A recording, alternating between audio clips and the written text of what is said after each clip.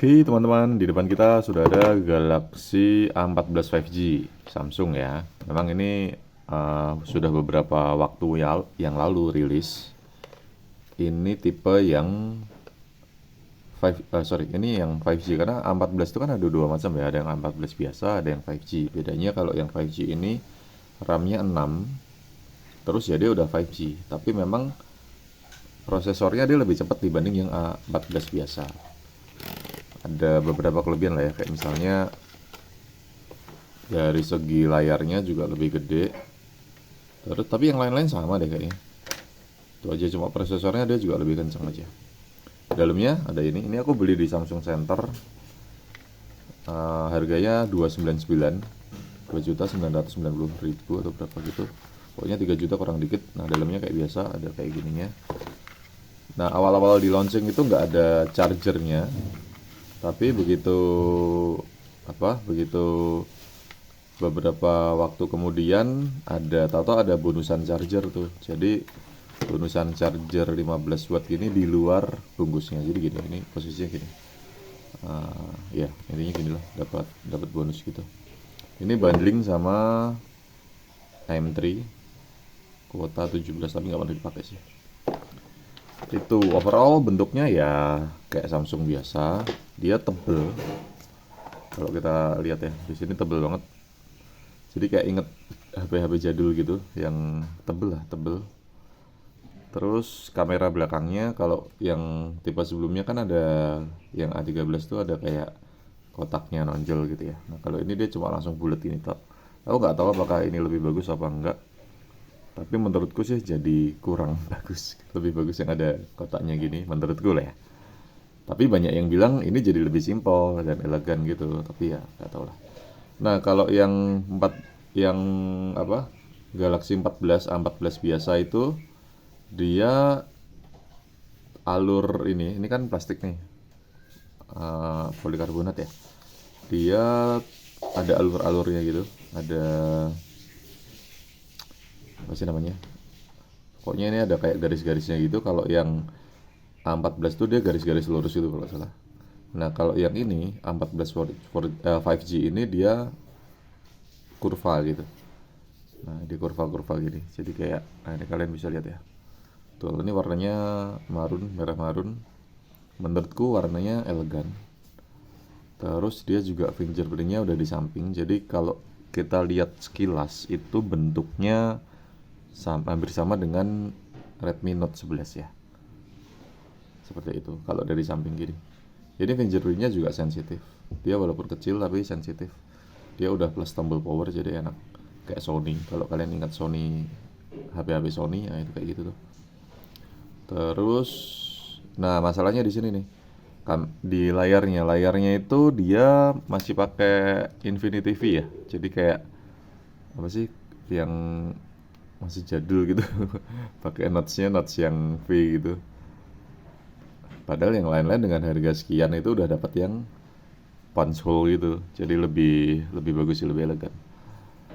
Tapi kalau dibandingin sama Redmi Note 11 ya ini lebih lebar ya layarnya. Tapi ini belum AMOLED. Yang ya ini sayangnya itu cuma belum AMOLED aja.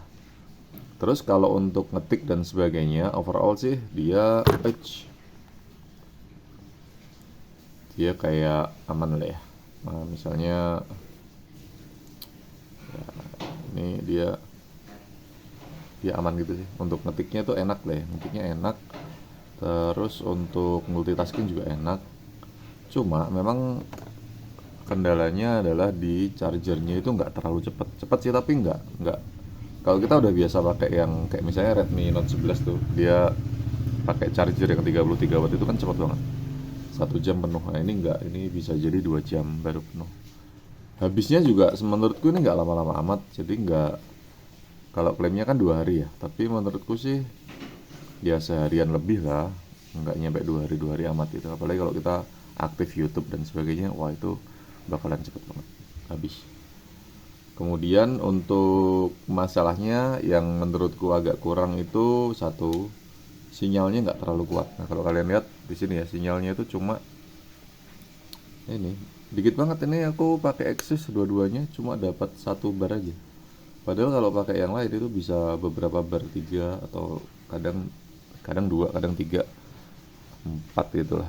Tapi kalau ini cuma satu. Nah, terus eh sinyalnya juga menurutku kurang kuat ya. Kayak misalnya penangkap wifi-nya. Di satu ruangan gitu, aku pakai Redmi Note 11 itu bisa nangkep wifi, ini nggak nangkep. Jadi memang menurutku sih banyak kekurangannya sih HP ini. Tapi kalau cuma untuk harian, ya overall sih nggak ada masalah. Terus kameranya juga bagus. Kameranya itu dia untuk kamera sih tajam banget, warnanya juga cerah. Terus kalau misalnya kita untuk foto-foto selfie, ah itu dia beauty banget. Jadi kulitnya jadi bening, yang buram itu jadi bening lah. Intinya kalau kita mau meeting pakai Zoom atau Google Meet pakai HP ini, itu jadi bagus, jadi glowing gitu sih. Ya paling itu sih kelebihannya. Kalau yang lain-lain menurutku itu standar ya. Walaupun kalau dibanding A14 biasa, ya ini jauh lebih kencang, lebih enak lah ngetik pakai ini, multitasking pakai ini itu lebih enak. Untuk sosial media juga lebih enak banget. Jadi menurutku HP ini kalau untuk pemakaian untuk kerja, untuk standar ya enak lah. Gak ada kendala sama sekali nggak ada kendala. Cuma itu di sinyalnya nggak sekenceng yang lain ya menurut gue ya. Tapi ya masih bisa dipakai, maksudnya tetap sinyalnya bagus juga, tapi nggak kencang banget itu. Banyak banyak banyak kurangnya lah, sinyalnya nggak jos banget. Ya itu pada dasarnya HP-HP kalau kita nggak pakai yang aneh-aneh sih, menurutku sama aja, nggak terlalu signifikan gitu bedanya. Kalau dari segi suara juga dia lumayan kenceng walaupun nggak kenceng banget karena dia ada speaker di bagian bawahnya sini. Tapi kalau dari bentuk pada dasarnya kalau pakai softcase kayak gini, dia jadi udah kayak HP HP biasa lah, HP yang murahan gitu menurutku ya. Kayak gitu sih menurutku. Karena orang begitu lihat apalagi yang layarnya masih kayak gini, kadang juga nggak ngeh kalau ini Samsung juga. Mereka taunya ya HP Cina itu aja udah. Ya itu dia Samsung A14 5G pengalamanku pakai selama beberapa bulan ini. Pada dasarnya nggak ada kendala, tapi sinyalnya aja kurang menurutku. Sama layarnya terlalu biasa sih. Layarnya biasa banget. Gitu. Oke, semoga kalian suka videonya. Ngomong-ngomong ini harga secondnya udah hancur banget. Kemudian harga barunya juga kayaknya udah turun. Kalau di aku kemarin lihat di Erafone masih sama 2.990.000. Tapi kalau di toko-toko yang lain kayak toko online dan lain-lain tuh udah turun jadi 2.800.000 kalau nggak salah. Harga barunya ya. Jadi udah turun 200.000 dari harga awalnya. Jadi udah lebih terjangkau lah. Gitu. Oke, makasih ya udah nonton videonya.